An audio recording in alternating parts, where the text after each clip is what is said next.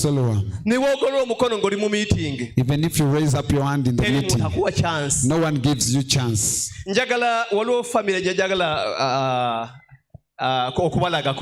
There is a family I want to show you. Then I finish. This family, in 1980, lost the wife. Look at the house they had. It was a grass house. And I was left with 3 children.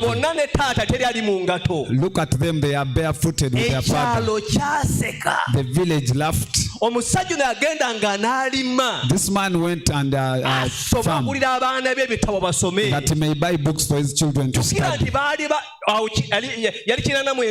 Remember, it was 85. People laughed at him. And they said this girl child that are going to get pregnant. Why are you educating them? And they told him, why don't you marry another woman? And the man told them, my children are still young. Another woman will have. And the village laughed. Because they were young children, I held them like this one in the middle. They didn't have uniform. The clothes they stayed in the ones they studied with, because they were going to Siloam. In 2025, here no one was smiling, and father was not smiling, and the children were not smiling. After high school, they got scholarship. They went to Australia and they did medicine. 2025, look at the smile on their faces, because they had reached Siloam. Here they were in a grass house. Here the father, they built the father bungalow. And the house was a glass house. Here they were young. No one knew that they were medical doctors. Before you reach Siloam, no one can know what is inside you, because it is a time to be laughed at. It is a time of despise. But I want to thank the Lord for this father. He continued pressing on. At the village laughed, he continued pressing on, and he ended up getting medical doctors. You couldn't know that man has such a smile. After 25 years, You may think this is the father of this one. The other old photo, you may think is the father to this man. Brethren, poverty can make you old. Just because the world had left them, I want to speak to the people listening to you. The world might have left you. People might have laughed at you, but remain moving. There is a place called Siloam. Your eyes will have sight. The person who was in a glass house, now in a glass house. 85 and 25. 85 and 20. 40 years. 40 years. Look at this man. Look at the ash on the legs of the. Look at the father has no shoes. But he persisted that his children might study. I'm not very. I think they don't even have knickers by then. It could have been they don't have them. Because it was just brethren, no matter what you are going through today, tomorrow is better than today. You didn't know these are medical doctors. Look at the smile they have.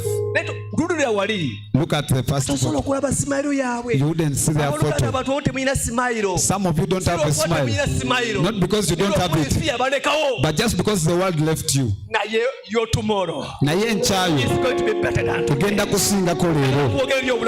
I want to speak to your lives. That your tomorrow. That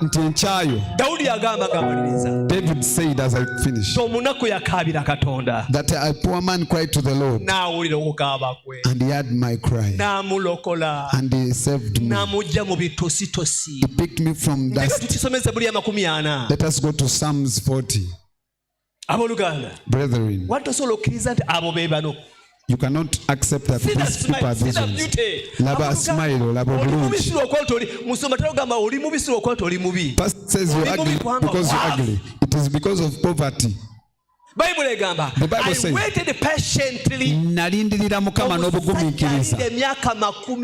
a man waited for 40 years. Now he has something to eat. He was sleeping in a glass house without a door, but now he sleeps in a glass house. Do you think by then they would call him for the family meeting? But now everyone calls him. Let us wait for Papa to come. But by then no one would call him. I waited patiently for the Lord. He inclined unto me. And he heard my cry. He also brought me out in a horrible pit. People who normally watch horrors. David says he was in a horrible pit. Maybe people are not helping you. Whoever wants to help you, when they look at you, they see you are in a horrible pit. People don't help you just because they don't want to help you. But the pit you fell in is horrible. Now David says, I was in a horrible pit.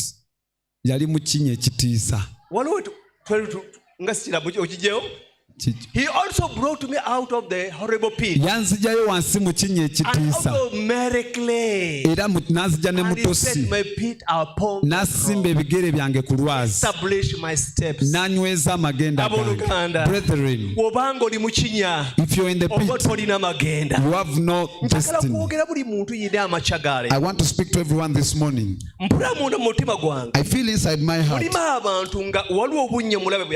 are people that the enemy dropped you in the pit, but today the Lord is going to save you. I sense in my heart now as I pray. You're struggling with immorality. The enemy threw you in a pit of immorality. You want to get out, but you're unable. Others, the enemy threw you in the pit of fear.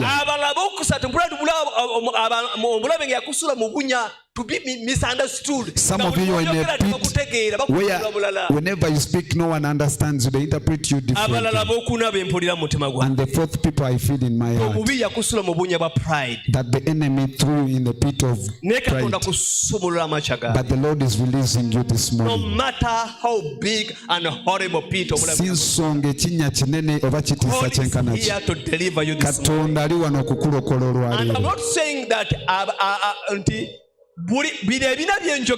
these four things I'm speaking about because I feel it in my heart. Struggling with the pride, or with people not understanding you. Every time you explain yourself, people don't understand you. struggling with fear.